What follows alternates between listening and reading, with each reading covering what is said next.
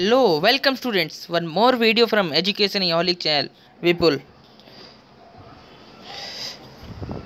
तो स्टूडेंट्स आज हम पढ़ने वाले हैं एमएसटी क्रैश कोर्स। मैंने जैसे बोला था स्टार्ट हो चुका है। तो इसमें हम सबसे पहले 11th के बेसिक्स देखेंगे, यानी कि 11th के बेसिक आपको बिल्डअप कराऊंगा मैं। यानी कि जितना बेसिक 11th का 20% वो है चैप्टर्स, उन सबको अच्छे से मैं डिटेल में करा दूंगा। एकदम आपका बेसिक बिल्ड हो जाएगा, और जब आपका बेसिक बिल्ड रहेगा तो 12th का आराम से आप सीईटी कर लोगे। तो पहले 11th का 10 डेज बेसिक होगा, यानी कि बेसिक से एडवांस लेके जाऊंगा मैं आपको। यानी कि धीरे धीरे धीरे आपको एक तरह से एक लेटर चढ़ा रहा हूँ, यानी कि सीडी चढ़ाऊंगा। तो सीईटी का एमएसटी सीईटी का क्रैश को स्टार्ट हो गया, और आज हम पढ़ने वाले हैं केमिस्ट्री में some basic concept of chemistry. ये 11th का चैप्टर आपको पता ही होगा, फर्स्ट चैप्टर था आपका 11th का जो आज पढ़ने वाले हैं। तो केमिस्ट्री स्टार्ट करें तो सबसे पहले हम ये तो पता करेंगे कि केमिस्ट्री का मतलब क्या है। तो केमिस्ट्री का मतलब क्या है तुम आपको बताता हूँ। Chemistry is the branch of science which deals with composition, structure and properties of matter. Chemistry एक ब्रांच ऑफ साइंस है, ये तो आपको पता ही है अच्छे से, क्योंकि आप साइंस स्ट्रीम लिए तो साइंस में ही मिला है आपको। PCMB आपको पता ही है।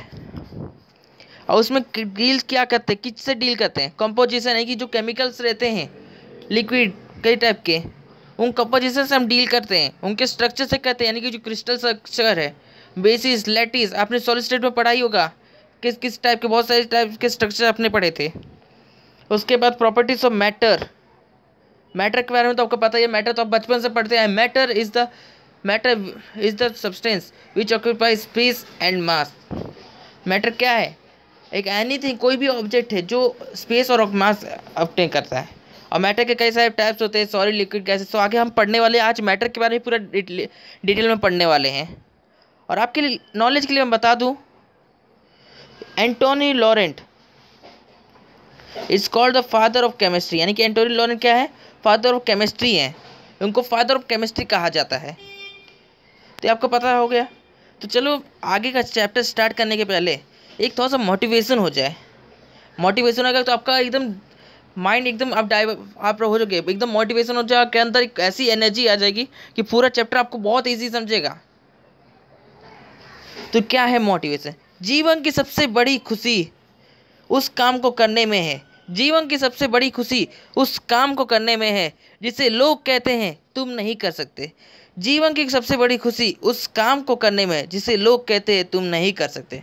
यानी कि इसका मतलब ये है कि तुम सबसे बड़ी खुशी तब आपको तब मिलती है जो जिसे लोग कह रहे थे कि तुम नहीं कर सकते, तुम्हारे बस के नहीं है, ये तुम नहीं कर पाओगे, और तुमने वो करके दिखाया। आपको भी कई सारे लोग बोल रहे हो कि तुम सीईटी नहीं कर पाओगे, तुम नीट नहीं कर पाओगे, तुम IIT JEE क्रैक नहीं कर पाओगे। और जब तुम क्रैक करके वो उनके सामने जाओगे तो वो उनका मुंह बंद हो जाएगा, और आपको सबसे बड़ी खुशी तब मिलेगी जो लोग कह रहे थे, इतने लोग कह रहे थे कि तुम नहीं कर सकते, और तुमने आज वो करके दिखाया है। तुम्हें कहते कि तुम अर्न नहीं कर पाओगे, तुम करोड़ों में खेल रहे हो। तो इस बारे में है। तो ये समझा। अब हम चैप्टर स्टार्ट करते हैं। इस मोटिवेशन पे ज़्यादा टाइम नहीं रहते, टाइम आपका वेस्ट नहीं, करके आपको ज़्यादा टाइम नहीं बचा है आपके पास। अभी अप्रैल का हाफ मंथ तो खत्म हो गया, फिर अब मई है। सिर्फ आपका मई के बाद जून में एग्जाम ही है आपका, तो सिर्फ आपके पास फुल मंथ मई का है। तो ब्रांच केमिस्ट्री के ब्रांच कौन कौन से हैं? तो बेसिक कॉन्सेप्ट ऑफ केमिस्ट्री पढ़े तो उनके ब्रांच के बारे में हमें पता करना होगा। तो सबसे पहला ब्रांच है इनऑर्गेनिक केमिस्ट्री। उसके बाद है ऑर्गेनिक केमिस्ट्री। ऑर्गेनिक केमिस्ट्री तो आपको पसंद है, पर इससे आपको प्रॉब्लम रहता है, एक्सेप्शंस। और उसके बाद है फिजिकल केमिस्ट्री, और उसके बाद है एनालिटिकल केमिस्ट्री। तो इनऑर्गेनिक केमिस्ट्री में क्या होता है आपको पहले से ही पता है, पर मैं आपको बता देता हूँ। It is the study of element other than carbon and there compound. तो ये क्या है, इसकी में क्या करते हैं? इनऑर्गेनिक केमिस्ट्री में आप एलिमेंट के बारे में स्टडी करते हो, हाइड्रोकार्बन को छोड़ के, और उसके एलिमेंट को स्टडी करते हो, उसके कंपाउंड के बारे में जानते हो, उसे हम कहते हैं इनऑर्गेनिक केमिस्ट्री। और वहीं ऑर्गेनिक केमिस्ट्री क्या है? ऑर्गेनिक केमिस्ट्री वो चीज़ है जो इनऑर्गेनिक केमिस्ट्री को हटा दे। अगर तो उन्हीं चीज़ को पढ़ते हैं, यानी कि ऑर्गेनिक केमिस्ट्री में वो चीज़ आती है जो इनऑर्गेनिक छोड़ एक्सेप्ट इनऑर्गेनिक को, यानी कि जो ऑर्गेनिक केमिस्ट्री है उसमें इनऑर्गेनिक केमिस्ट्री की चीज़ें नहीं आते। यानी कि ऑर्गेनिक केमिस्ट्री और ये दोनों अलग हैं। It is the branch of chemistry which is concern with organic chemistry compound of substance. तो ऑर्गेनिक कंपाउंड ऑफ सब्सटेंस यानी कि लिविंग ऑर्गेनिज्म से रिलेटेड जो रहते हैं, कार्बन, हाइड्रोकार्बन, हाइड्राइड्स, इनके बारे में आपको स्टडी करना, उसे कहते हैं ऑर्गेनिक केमिस्ट्री। और उसके बाद है physical chemistry. It is the study of explanation of fundamental principle. तो फंडामेंटल प्रिंसिपल फिजिकल केमिस्ट्री में बहुत सारे टाइप्स होते हैं, और जो एनालिटिकल केमिस्ट्री है वो फिजिकल केमिस्ट्री के अंदर आता है। फंडामेंटल प्रिंसिपल में पढ़ते हैं हम उनके क्वालिटी, क्वांटिटी कितनी है, ये सब चीज़ें आपको पता है। उसके बाद और भी कई सारे ब्रांच है, पर आपको हमें उतने बारे में डिटेल में नहीं जाना है, जैसे कि biotechnology, war chemistry, nuclear chemistry, forensic chemistry, earth chemistry और बहुत सारे ब्रांच है। तो आपका क्लियर हो गया। और मैटर क्या है, तो मैटर आपको मैंने स्टार्टिंग में ही बता दिया, anything which occupies some space and has some mass is called matter. तो ऐसा कोई भी चीज़ है, हम भी मैटर हैं। क्यों? क्योंकि ऐसे कोई भी चीज़ जो स्पेस ऑक्यूपाई करता है और मास लेता है उसे मैटर कहते हैं। और मैटर के भी दो टाइप होते हैं, एक केमिकल क्लासिफिकेशन में होता है और फिजिकल क्लासिफिकेशन में होता है। उसके बाद तो फिजिकल क्लासिफिकेशन में कौन से होते हैं? फिजिकल का आपको बचपन से आप पढ़ते आ रहे हो, 6th से, सॉलिड, लिक्विड और गैस। तो इस चैप्टर में हम सॉलिड, लिक्विड, गैस के बारे में नहीं पढ़ने वाले। इस लिक्विड में हम केमिकल क्लासिफिकेशन करेंगे। तो केमिकल क्लासिफिकेशन में स्टेट्स ऑफ मैटर क्या है? तो सबसे पहला है प्योर सब्सटेंस और मिक्सचर। तो प्योर सब्सटेंस में दो टाइप्स होते हैं, एक होता है एलिमेंट और एक होता है कंपाउंड। और वहीं पे मिक्सचर में होता है होमोजेनस और हेट्रोजेनस। तो इन सब की चीज़ों के बारे में हम पढ़ेंगे। और एलिमेंट में होते हैं 3 टाइप्स। पीरियोडिक टेबल में आपने देखा होगा, मेटल, नॉन मेटल, मेटलॉइड। एक साइड मेटल रहता है, उसका बीच में डिग्जैग लाइन से मेटलॉइड होता है, फिर दूसरी तरफ में नॉन मेटल होता है। तो इन सबको हम डिटेल में पढ़ेंगे। और वहीं पे कंपाउंड में 2 टाइप होते हैं, इनऑर्गेनिक कंपाउंड और ऑर्गेनिक कंपाउंड। तो चलिए सबसे पहले हम प्योर सब्सटेंस के बारे में पढ़ेंगे। तो प्योर सब्सटेंस क्या है? They have characteristics different from the mixture. तो मिक्सचर से डिफरेंट होता है, यानी कि मिक्सचर नहीं होता, एकदम प्योर होता है ये, और इसका एक फिक्स्ड कंपोजिशन होता है। वहीं पर मिक्सचर का कंपोनेंट होता है कुछ रेशियो में होता है, और वो अलग अलग होते हैं उनके कंपोजिशन, यानी कि एकदम डिफरेंट। उसमें बहुत सारी चीज़ें मिक्स होते हैं, और इसमें एक ही चीज़ मिक्स होता है, ना कोई रेशियो होता है ना कुछ होता है, एकदम प्योर रहता है। और वहीं पे और चलो प्योर सब्सटेंस में भी एक टाइप है element. It is the simplest form of pure substance. Element क्या है? सिंपलेस्ट फॉर्म है प्योर सब्सटेंस का।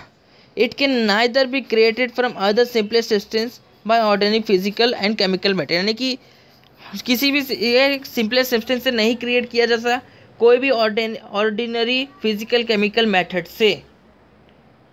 उसके बाद देखें आप यहाँ पे, it contains only 1 kind of atom, यानी कि इसमें एक काइंड का एटम ही होता है।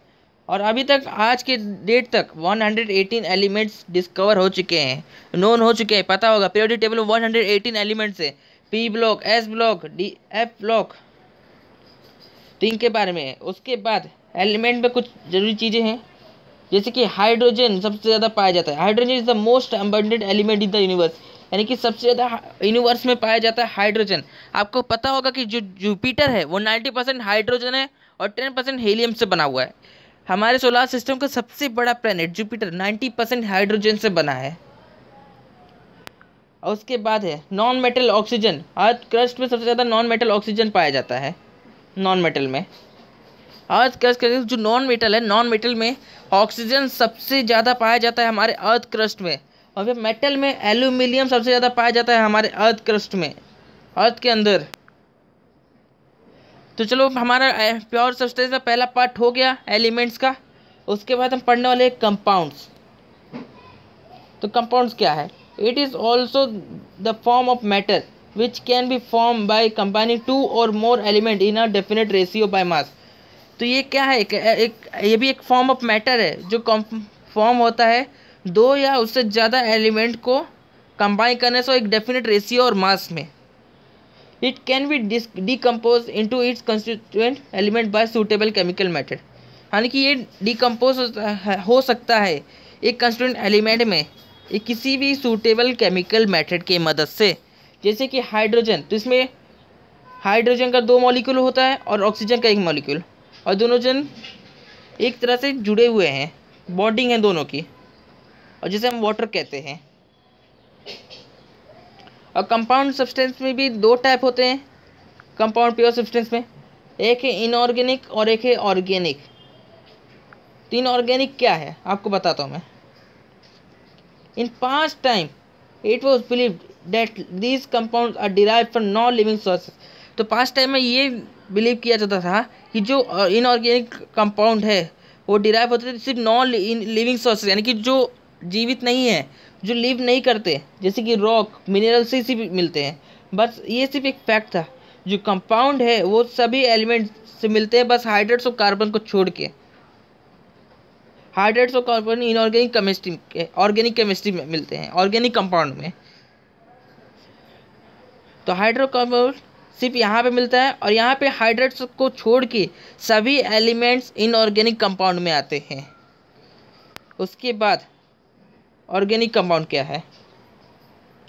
According to earlier scientist these compound are derive from living sources. तो अर्लियर साइंटिस्ट के अकॉर्डिंग से ये माना जाता है कि डिराइव होता है कि लिविंग सोर्सेज जो जैसे प्लांट्स, एनिमल, रिमेन, बर्ड, अर्थ पे जो मिलते हैं, जैसे पेट्रोल है।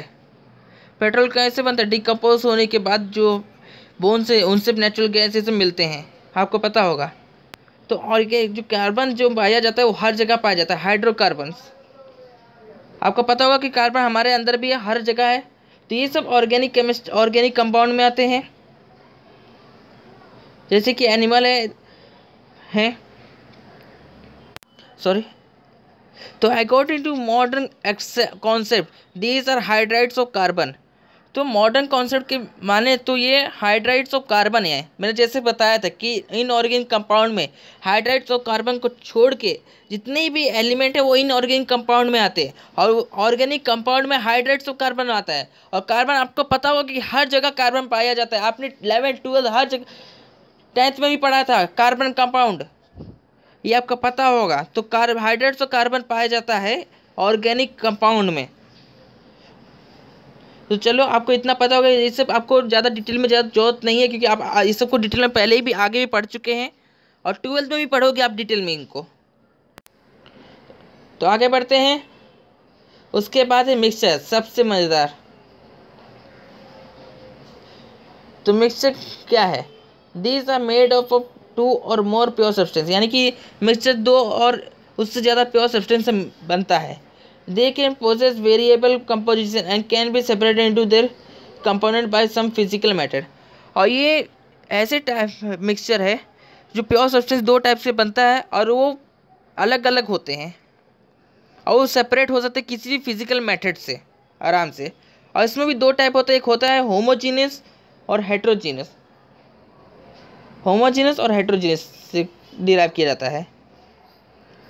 तो होमोजीनियस में क्या होता है? तो होमोजीनियस में 2 टाइप के प्योर सब्सटेंस मिक्स किए जाते हैं, जो एक जैसे होते हैं, एक जैसे स्ट्रक्चर्स दिखाते हैं, पर 2 मिक्सचर होते हैं। वहीं पे हेट्रोजीनियस में कोई भी यूनिफॉर्म नहीं होता, सब अलग अलग चीज़ होते हैं। तो क्या क्या होते हैं हेट्रोजीनियस का मैं एक एग्जांपल दिखाता हूँ। अब यहाँ पे देखिए, मैं हेट्रोजीनियस का एग्जांपल दे रहा हूँ। यहाँ पे तो देख सकते हो भेल पूड़ी आपके सामने, तो आपके सामने देख के भी आपको मुंह में पानी आ रहा होगा कि क्या सर आप दिखा रहे हो भेल पूड़ी, पहले से ही भूख लगी हुई है। तो भेल पूड़ी में क्या क्या है देखो, टमाटर है, प्याज है, पूड़ी है, ये बहुत सारी चीज़ों के मिक्सचर है, यानी कि अलग अलग टाइप के मिक्सचर्स हैं यहाँ पर। और इनको हम सेपरेट भी कर सकते हैं फिजिकल मेथड से, यानी कि यहाँ से पूड़ी निकाल सकते हैं, टमाटर अलग अलग कर सकते हैं। तो यहाँ पे बहुत सारे अलग अलग टाइप्स के जो मिक्सचर हैं उन्हें यूनिफॉर्म नहीं होते, उन्हें हम हेट्रोजीनियस कहते हैं, हेट्रोजीनियस मिक्सचर। तो चलिए आपको पता हो गया होगा, अच्छे से आपको समझ गया होगा भेल पूड़ी देख के ही। तो चलो हम आपको होमोजीनियस और हेट्रोजीनियस आपको अच्छे से समझ गया होगा। उसके बाद हम देखते हैं मिक्सचर के सेपरेशन मेथड्स, कैसे कैसे सेपरेट होता है। तो सबसे पहला मेथड है filtration. Filtration is the process of separating solid that are suspended in liquid by pouring the mixture into a filter funnel. तो फिल्ट्रेशन एक ऐसा प्रोसेस है जिसमें सॉलिड को निकाला जाता है लिक्विड में से, जो सॉलिड सब्सटेंस होता है लिक्विड में से उनको निकाला जाता है, छाना जाता है, एक तरह से फिल्टर किया जाता है। तो फिल्टर किस टाइप से, आपको मालूम होगा घर पे छलनी होता होगा, जैसे कि कभी कभी आटे में ज़्यादा गाढ़ा हो जाता था, आटे में कभी कभी गेहूँ के छिलके बहुत ज़्यादा होते थे, तो घर पे क्या करते हैं, एक छलनी लेते हैं और छलनी में आटा डालते हैं तो उसको झाड़ते हैं, तो उसमें से बहुत सारे आटे के वो निकलते हैं, उसको साइड कर देते हैं। वो किससे करते हैं? छलनी से, फिल्ट्रेशन होता है। तो यहाँ पे जो लिक्विड है, लिक्विड में बहुत सारे सॉलिड, तो उनको लिक्विड उसके अंदर डालते हैं तो सॉलिड ऊपर ही रह जाता है।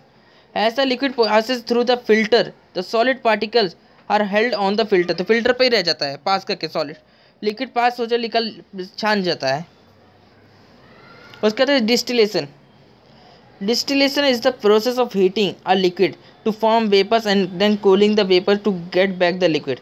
डिस्टिलेशन एक ऐसा प्रोसेस है जहाँ पे लिक्विड को हीट करके वेपर बनाते हैं और उसके कूल करके उसको लिक्विड में वापस फॉर्म करते हैं। और इससे क्या होता है, this is a method by which a mixture containing volatile substance can be separated into the component.